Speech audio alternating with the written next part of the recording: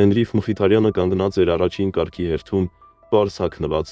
ինչը կտրուկ հակադրվում էր նրան շրջապատող շքեղությանը։ Մի տղամարդ նայում էր նրան արհամարանքով, չկարողանալով թաքցնել իր գոռոզությունը։ Ինչ տեղի ունեցավ դրանից հետո, այդ ինքնաթիռի բոլոր ուղևորներին լիովին ապշեցրեց եւ ընդմիշտ փոխեց մեկ մարդու կյանք։ Նախքան պատմությունը շարունակելը, գրեք մեզ, թե որտեղից եք դիտում։ Եթե ձեզ դուր են գալիս նման պատմություններ, բաժանորդագրվեք ալիքին, քանի որ վաղը մենք եւս մեկ հատուկ պատմություն ունենք ձեզ համար։ Լոս Անջելեսի օդանավակայանը, ինչպես միշտ, բազմամարդ էր։ Մարդիկ գալիս ու գնում էին, խոսակցությունները խառնվում էին իրար, եւ ճամպրուկները գլորվում էին բոլոր ուղություններով։ Այդ ամենի մեջտեղում մի տղամարդ հանգիստ կանգնած էր առաջին կարգի հերթում։ Այդ տղամարդը Հենրիխ Մխիթարյանն էր։ Նա պարզ էր հագնված, սպորտային վերնաշապիկ, ջինսեր եւ հարմարավետ կոշիկներ։ Նա կրում էր ուսապարկ, որը կարծես ճանապարհորդել էր աշխարհով մեկ նրա հետ միասին։ Նրա մեջ ոչ մի ցուցադրական բան չկար, եւ գուցե հենց դրա պատճառով նա մնում էր աննկատ։ Սակայն յուրաքանչյուր ոք, ով ավելի ուշադիր կնայեր, կզգար, որ նրա մեջ ինչ-որ տարբերվող բան կա։ Դա ոչ միայն նրա հագուկապն էր, այլև այն հանգստությունը, որը բխում էր նրանից։ Նա նման էր մեկին, ով թույլ չէր տալիս, որ շրջապատի քաոսը ազդի իր խաղաղության վրա։ Մինչ մյուսները շտապող եւ անհանգիստ տեսք ունեին, Հենրիխը կանգնած էր անդորի մեջ։ Նա դիտում էր իր շուրջը կատարվող ամեն ինչ, կարծես վայելելով պահը։ Նա ուշադրություն չէր դարձնում հայացքներին կամ իր եւ մյուս ուղևորների միջև եղած ակնհայտ հակադրությանը։ Հերթում հենց նրա հետևում կանգնած էր Ռամիլ Ալիևը։ Ռամիլը Հենրիխի լիակատար հակապատկերն էր։ Նա կրում էր թանկարժեք կոստյում, փայլեցված կոշիկներ եւ օծանելիք, որը պահանջում էր ուշադրություն։ Նրա յուրաքանչյուր շարժում կարծես փորձված լիներ, ասես նա ուզում էր, որ աշխարհն իմանա, թե ինքը որքան կարևոր մարդ է։ Նրա աչքերը արագ զննեցին հերթը, եւ երբ հայացքը կանգ առավ Հենրիխի վրա, նա չկարողացավ զսպել իր մեկնաբանությունը։ Կամ գուցե մարդիկ, ովքեր դա ասում են, պարզապես երբեք հասանելիություն չեն ունեցել այն ամենին, ինչն իրականում կարևոր է։ Որոշ բաներ անհասանելի են որոշ մարդկանց համար։ Իտես, ստյուարդեսան, ով սպասարկում էր մեկ այլ ուղևորի, զուսպ հայացք նետեց նրանց ուղղությամբ, ասես մտածելով միջամտելու մասին, բայց նկատեց, որ Հենրիխը լավ է տիրապետում իրավիճակին։ Դե ինչ, պատասխանեց նա ընդամենը թեթև ժպիտով, շրջվելով դեպի պատուհանը։ Ռամիլը մյուս կողմից բավարարված չէր թվում։ Նա ուզում էր ավելի շատ սադրել, բայց սկսում էր հասկանալ, որ Հենրիխը դժվար հակառակորդ է հունից հանելու համար։ Ռամիլը համոզված էր, որ հաղթում է վեճում, բայց նրանց շրջապատող ուղևորների համար նրա գոռոզությունը գնալով ավելի տհաճ էր դառնում։ Մինչ Հենրիխը մնում էր հանգիստ, Ռամիլը պատրաստվում էր բախվել մի իրականության, որը լիովին կփոխեր նրա հայացքները մարդկանց մասին։ Ստյուարդեսան վերադարձավ սրահի այն հատվածը, որտեղ նստած էին Հենրիխը եւ Ռամիլը։ Երբ նա խմիչքների եւս մեկ փուլ էր մատուցում, Ռամիլը որոշեց շարունակել խոսակցությունը կամ ավելի շուտ իր սադրանքների շարքը։ Գիտես, կյանքը նման է առաջին կարգով թռչելուն, սկսեց նա, ժեստիկուլյացիա անելով շամպայնի բաժակով։ Դու քրտնաջան աշխատում ես, վաստակում ես քո տեղը եւ հետո վայելում ես այն։ Բայց որոշ մարդիկ, դե թվում է, թե նրանք այստեղ են միայն այն պատճառով, որ նրանց բախտը բերել է։ Հենրիխը դրեց ջրի շիշը սեղանիկին եւ վերջապես շրջվեց դեմքով դեպի Ռամիլը։ Նրա հայացքը հանգիստ էր, բայց դրա մեջ հիմա մի ուրիշ բան կար, ասես նա պատրաստ էր ավելի ուղիղ պատասխանել։ Աշխարհը կարող է շատ մրցակցային լինել, բայց ես սովորել եմ, որ երբեմն ուրիշներին ինչ-որ բան ապացուցելու կարիքը գալիս է ավելի խորքից, անապահովությունից, ներքին պայքարից։ Ռամիլը կիտեց հոնքերը, վստահ չլինելով, դա սադրանք էր, թե անկեղծ զրույցի փորձ։ Ներքին պայքար, ասաց նա ծիծաղելով։ Չգիտեմ որտեղից քեզ այդ գաղափարը, բայց դու չարաչար սխալվում ես։ Հենրիխը թեթևակի ժպտաց եւ գլուխը շարժեց։ Գուցե, բայց ես հանդիպել եմ շատ մարդկանց, ովքեր կարծում էին, թե հաջողությունն այն ամենն է, ինչ ուրիշները կարող են տեսնել։ Հոգու խորքում նրանք պարզապես փորձում էին զգալ մի բան, որը պակասում էր իրենց ներսում։ Բառերը հարվածեցին Ռամիլին անսպասելի ձևով։ Նա լռեց մի պահ, խաղալով մատի ամուսնական մատանու հետ գրեթե ցրված, բայց արագ վերականգնեց իր պաշտպանական տոնը։ Դա ես չեմ, այն ամենին, ինչին հասել եմ, ես հասել եմ քրտնաջան աշխատանքով, եւ ինձ պետք չէ, որ որևէ մեկն ինձ ասի, թե ինչպես ապրեմ իմ կյանքը։ Հենրիխը մնաց հանգիստ, ասես զգուշորեն ընտրելով իր հաջորդ բառերը։ Նա մի քանի վայրկյան դիտեց Ռամիլին, նախքան շարունակելը։ Ես չեմ ասում, որ դու քրտնաջան չես աշխատել։ Ես պարզապես կարծում եմ, որ երբեմն մենք այնքան ենք տարվում մեր ձեռքբերումները ցուցադրելու գաղափարով, որ մոռանում ենք նայել ներս, ով ենք մենք առանց այս ամենի։ Ռամիլը սեղմեց շուրթերը, ակնհայտորեն անհարմար զգալով։ Հարցը կարծես արձագանքում էր նրա մտքում,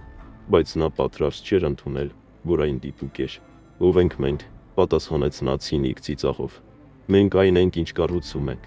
Առանց դրա մենք ոչինչ չենք։ Հենրիխը պահեց նրա հայացքը, նրա արտահայտությունն այժմ ավելի լուրջ էր։ Ես համաձայն չեմ։ Կարծում եմ, մենք բնորոշվում ենք նրանով, ինչ անում ենք ուրիշների համար, ոչ թե նրանով, ինչ կուտակում ենք։ Եվ ի վերջո,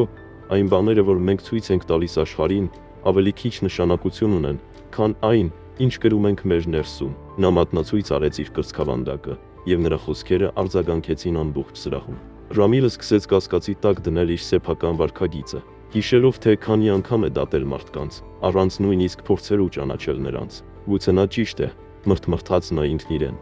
Առանց գիտակցելու նա նայեց Հենրիխին, ով հանգիստ գիրք էր կարդում, ասես ոչինչ չէր պատահել։ Սա միայն ուժեղացրեց իրավիճակի ազդեցությունը։ Հենրիխը ոչ մի ջանք չէր գործադրել իրեն ապացուցելու համար։ Նա պարզապես թողել էր, որ իր գործողությունները խոսեն իր փոխարեն։ Երբ ինքնաթիռը սկսեց պատրաստվել վայրեջքի, Ռամիլը վերջապես համարձակություն հավաքեց ինչ-որ բան ասելու։ Նա շրջվեց դեպի Հենրիխը, աչքերը դեռ ցած առած եւ ասաց. «Ես պետք է ներողություն խնդրեմ, ոչ նրա համար, ինչ ասացի, պարզապես այն պատճառով, որ դուք եք, այլ որովհետև ես գոռոզ էի։ Ես ինձ հիմարի պես պահեցի»։ Հենրիխը նայեց նրան, արտահայտությունը նույնքան անդոր, որքան միշտ։ Նա սպասեց մի պահ, նախքան պատասխանելը։ «Ես գնահատում եմ ներողամտությունը, բայց ավելին, հուսով եմ, որ դու ինչ-որ բան սովորեցիր սրանից»։ Ռամիլը դանդաղ գլխով արեց, հասկանալով, որ այդ խոսքերը փոփոխության հնարավորություն էին։ Ապա Հենրիխը շարունակեց. «Երբեմն այն, ինչ մենք ամենաշատն ենք փնտրում աշխարհում, այն է, ինչ ամենաքիչն ենք գտնում մեր ներսում։ Հուսով եմ կպարզես, թե ինչն է իսկապես կարևոր»։ Ռամիլը լուռ մնաց, բայց Հենրիխի խոսքերը մնացին նրա մտքում։ Նա գիտեր, որ այդ պահը ներուժ ուներ փոխելու ինչ-որ բան իր ներսում, եթե նա թույլ տար։ Ինքնաթիռից իջնելուց հետո Ռամիլը անշարժ կանգնած էր տերմինալում, դիտելով, թե ինչպես է Հենրիխը հեռանում։ Նա տեսավ, թե ինչպես երկրպագուները զուսպ մոտեցան նրան, ողջունելու եւ նկարվելու։ Հենրիխը ողջունեց յուրաքանչյուրին համբերությամբ եւ անկեղծ ժպիտով, առանց շտապելու կամ գոռոզության։ Ակնհայտ էր, որ նրա պարզությունն ու բարությունը բխում էին ներսից։ «Խնդրում եմ», ասաց նա ինքնավստահ ժպիտով, մի բան, որը համապատասխանում է այստեղի բացառիկությանը։ Ստյուարդեսան, սովոր լինելով պահանջկոտ ուղևորների, գլխով արեց պրոֆեսիոնալ ժպիտով։ Երբ հերթը ասավ Հենրիխին, նա պարզ խնդրանք ներկայացրեց. «Ընդամենը ջուր, խնդրում եմ»։ Ռամիլը բաց չթողեց մեկնաբանելու առիթը։ Նա նայեց Հենրիխին գերազանցության նույն կեցվածքով եւ քմծի ծաղտվեց։ «Ջուր», հարցրեց նա գրեթե ծիծաղելով։ «Մի ասա, որ պատրաստվում ես վատնել առաջին կարգով թռչելու փորձառությունը ջրով»։ Հենրիխը վերցրեց շիշը, որը ստյուարդեսան մեկնեց նրան եւ հանգիստ պատասխանեց. «Ինձ սա բավական է, երբեմն պարզությունը բավարար է»։ Ռամիլը նեղացրեց աչքերը, կարծես փորձելով վերցնել պատասխանը, բայց արագ որոշեց հակադարձել. «Հա, երևի դա աշխատում է այն մարդկանց համար, ովքեր համակերպվում են քչի հետ։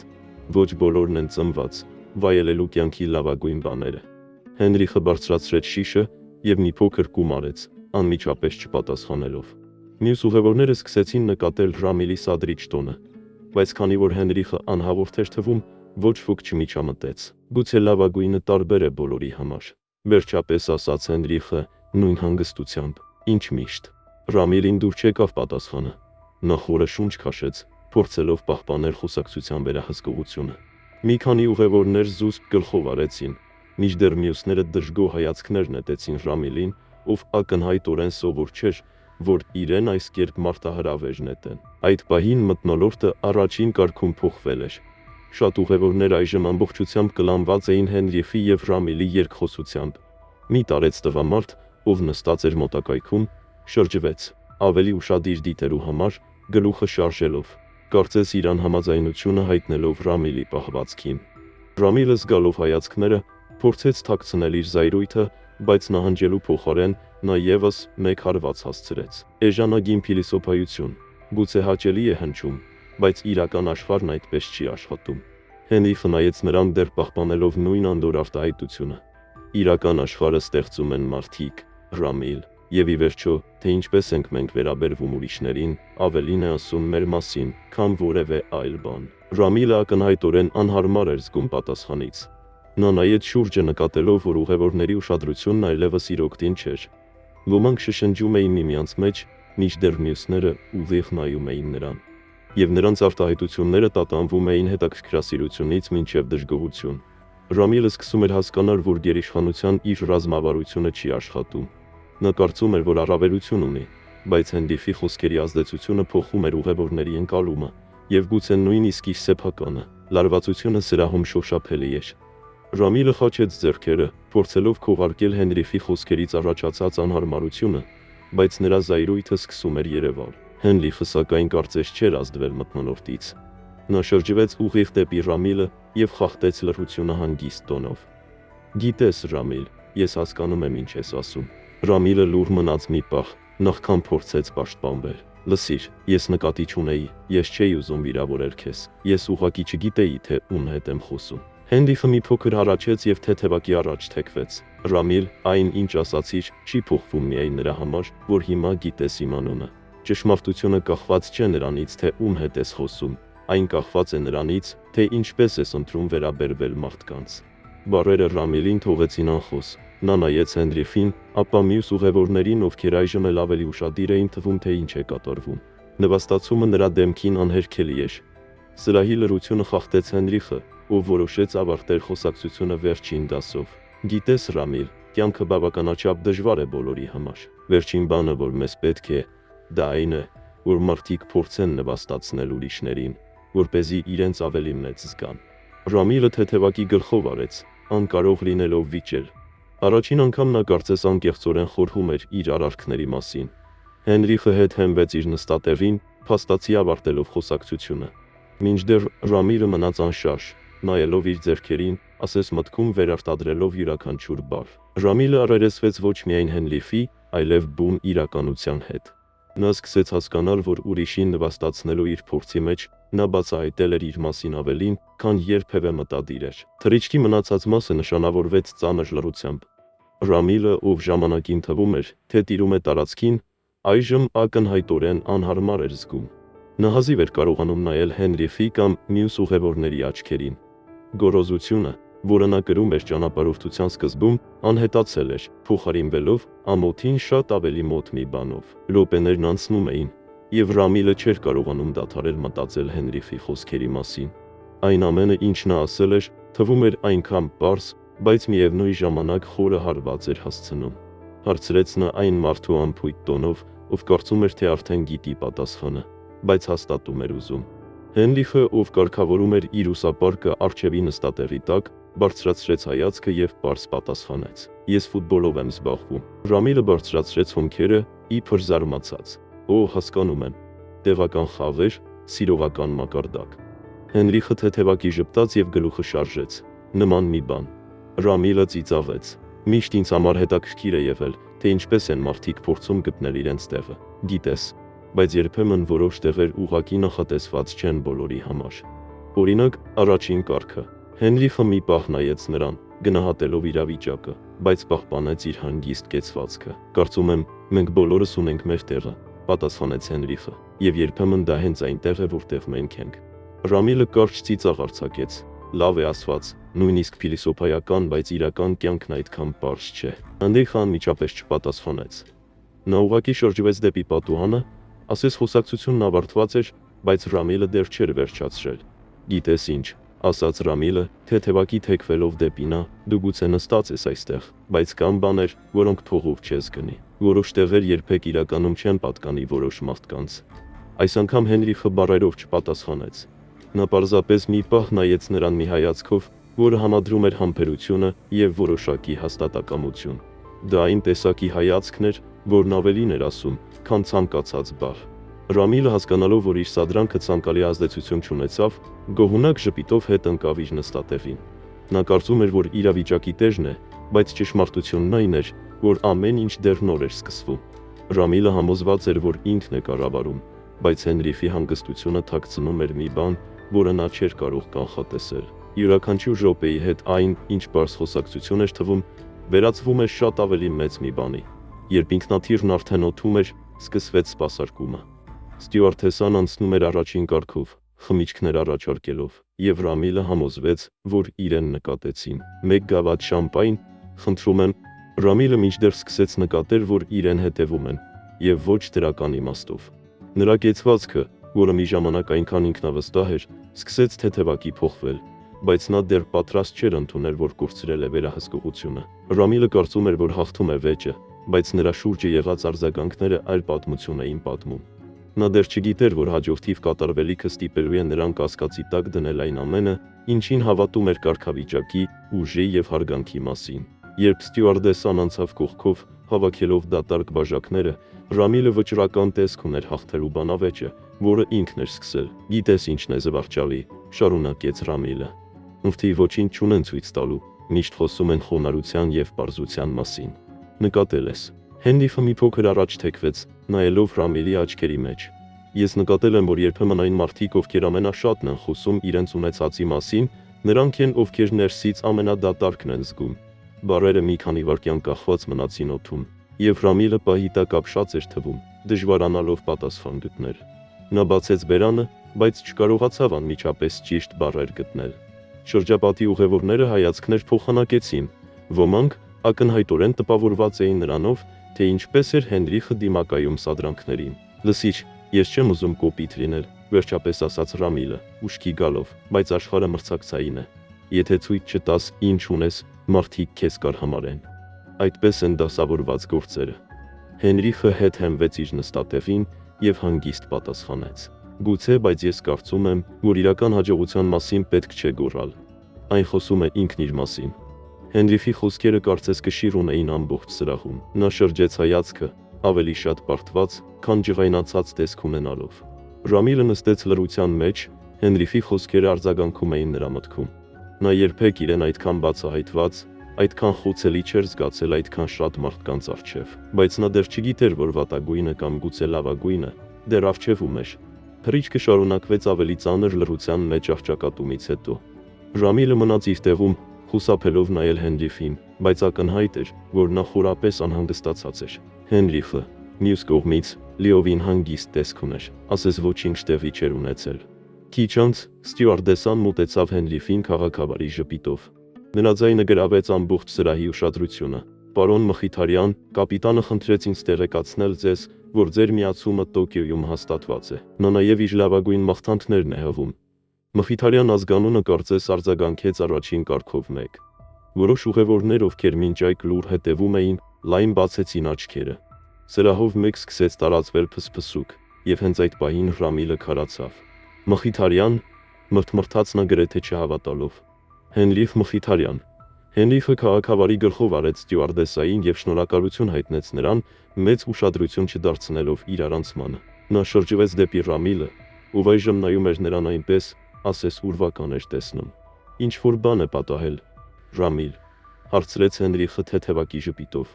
Ռամիլը բացեց բերանը, բայց չկարողացավ նախադասություն կազմել։ Նա նայեց շուրջը, նկատելով մյուս ուղևորներին, ովքեր հետևում էին իրեն հետաքրքրասեր եւ որոշ դեպքերում դժգոհ հայացքներով։ Նա լիովին կորած տեսք ուներ։ Ռամիլը սուզվեց իր նստատեղի մեջ, ակնհայտորեն անհարմար զգալով։ Նա սկսեց մի քանի բառ մրթմրթալ, փորձելով արդարացնել իր գործողությունները։ Ես գաղափար չունեի, այսինքն դուք չասացիք ով եք, վերջապես ասաց նա։ Ես չգիտեի, որ դուք եք։ Հենրիխը պահպանեց իր հանգիստ տոնը, բայց նրա խոսքերում հաստատակամություն կար։ Ես չէի կարծում, որ դա անհրաժեշտ է։ Ես սովորաբար չեմ օգտագործում իմ անունը որպես այցեքարտ։ Առաջին կարգ, հա, ասաց Ռամիլը հեգնական ժպիտով։ Երբեք չես իմանա, թե ով կարող է հայտնվել այստեղ մեր օրերում։ Հենրիխը շրջեց գլուխը եւ նայեց նրան, պահպանելով հանգիստ արտահայտությունը։ Հա, աշխարհը լի է անակնկալներով։ Ռամիլը մի պահ խոժոռվեց, կարծես նա ավելի բուռն արձագանք էր ակնկալում, մի բան, որը կհաստատեր իր կարծիքը դիմացի տղամարդու մասին, բայց Հենրիխը լուռ մնաց, ասես մեկնաբանությունն իրեն չէր վերաբերում։ Ռամիլը որոշեց ավելի առաջ գնալ։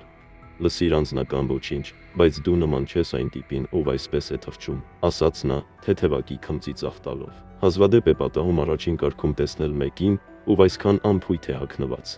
Նստեցման պահը հասավ։ Առաջին կարգի հերթը սկսեց առաջ շարժվել, եւ Հենրիխն ու Ռամիլը առանց այլևս բար փոխանակելու հետևեցին տոմսերը ձեռքներին։ Ռամիլը ինչպես միշտ քայլում էր հաստատուն, ինքնավստահ քայլերով։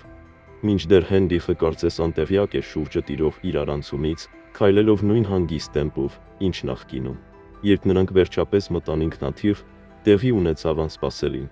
Իր տեղին հասնելուն պես Ռամիլը եւս մեկ անգամ ստուգեց տոմսը, եւ երբ բարձրացրեց հայացքը, տեսավ, որ Հենրիխը տեղավորվում է հենց իր կողքի նստատեղին։ «Դուք երևի կատակում եք», փնթփնթաց Ռամիլը, անհավատալիորեն գլուխը շարժելով։ Նա նստեց Հենրիխի կողքին եւ ցածր քմծի ծաղտվեց, կարծես իրավիճակը կատակ լիներ։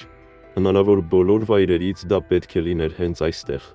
Հենրիխը պարզապես նայեց նրան նույն հանգիստ պահվածքով եւ թեթևակի ժպտաց։ «Կարծես թե միասին ենք ճամփորդում», քաղաքավարի պատասխանեց նա։ Ռամիլը խաչեց ձեռքերը, փորձելով թաքցնել իր անհանգստությունը։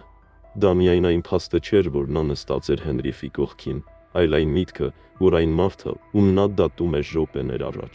այժմ կիսում էր նույն բացառիկ տարածքը իր հետ։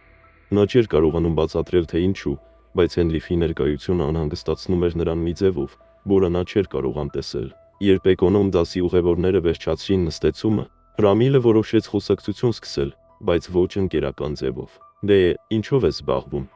«Բախտ թե քրտնաջան աշխատանք, մենք բոլորս հայտնվում ենք նույն տեղում, երբ ինքնաթիռը վայրէջք է կատարում, այդպես չէ», ասաց Հենրիխը, խաղաղ, բայց հաստատուն տոնով։ Շրջապատի ուղևորները, ովքեր նախկինում զուսպ հետևում էին, սկսեցին ավելի մեծ ուշադրություն դարձնել։ Սրահում գրեթե անհարմար լռություն էր։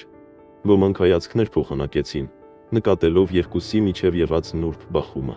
Ռամիլը ժպտաց, ակնհայտորեն փորձելով թաքցնել, որ պատասխանը ինչ-որ կերպ հարվածել էր իրեն։ «Դե ես այդպես չէի ասի, մեզանից ոմանք պարզապես ավելի բարձր մակարդակի վրա են։